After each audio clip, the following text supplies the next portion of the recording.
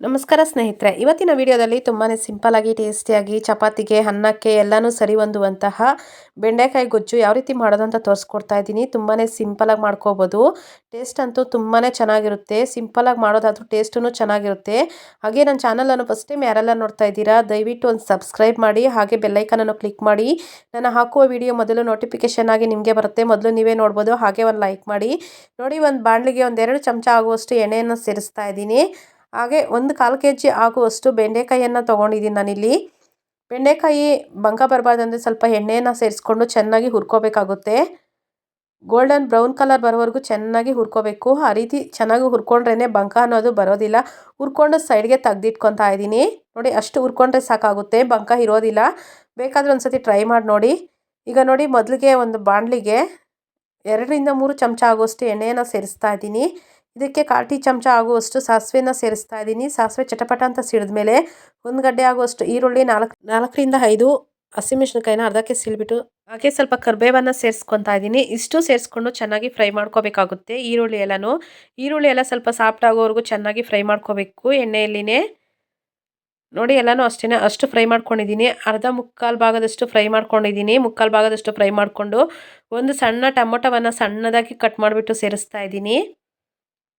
ಇದನ್ನು ಅಷ್ಟೇ ಟೊಮೊಟೊ ಎಲ್ಲ ಸಾಫ್ಟ್ ಆಗೋವರೆಗೂ ಚೆನ್ನಾಗಿ ಫ್ರೈ ಮಾಡ್ಕೋಬೇಕು.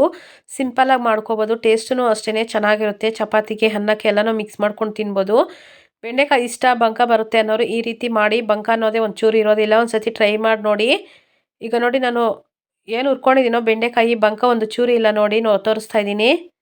ಒಂದು ಚೂರೂ ಇಲ್ಲ, ಆ ರೀತಿ ಇದೆ. ಈಗ ಇದನ್ನು ಟೊಮೊಟೊ ಎಲ್ಲ ಸಾಫ್ಟಾಗಿ ಆಗಿದೆ. ಇದನ್ನು ಎತ್ಬಿಟ್ಟು ಅದಕ್ಕೆ ಬಾಣಲಿಗೆ ಸೇರಿಸ್ಕೊತಾ ಇದ್ದೀನಿ. ಸೇರಿಸ್ಕೊಂಡು ಸುಮ್ಮನೆ ಹಾಗೆ ಒಂದು ಸತಿ ಎಲ್ಲ ಮಿಕ್ಸ್ ಮಾಡ್ಕೋಬೇಕಾಗುತ್ತೆ.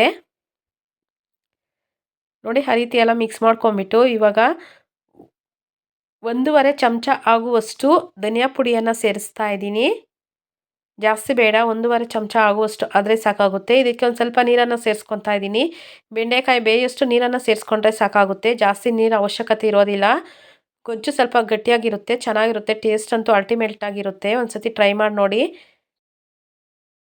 ಬೆಂಡೆಕಾಯಿ ಬೇಯೋಷ್ಟು ನೀರನ್ನು ಸೇರಿಸ್ಕೊತಾ ಇದ್ದೀನಿ.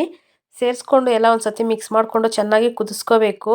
ಇದಕ್ಕೆ ರುಚಿಗೆ ತಕ್ಕಷ್ಟು ಉಪ್ಪನ್ನು ಸೇರಿಸ್ತಾ ಇದ್ದೀನಿ. ಸೇರಿಸ್ಕೊಂಡು ಬೆಂಡೆಕಾಯಿ ಎಲ್ಲ ಚೆನ್ನಾಗಿ ಬೇಯೋವರೆಗೂ ಬೇಯಿಸ್ಕೋಬೇಕು. ಆಗ ರೆಡಿ ಆಗುತ್ತೆ. ಚಪಾತಿಗೆ, ಅನ್ನಕ್ಕೆ ಎಲ್ಲನೂ ಸರಿ ಹೊಂದುತ್ತೆ.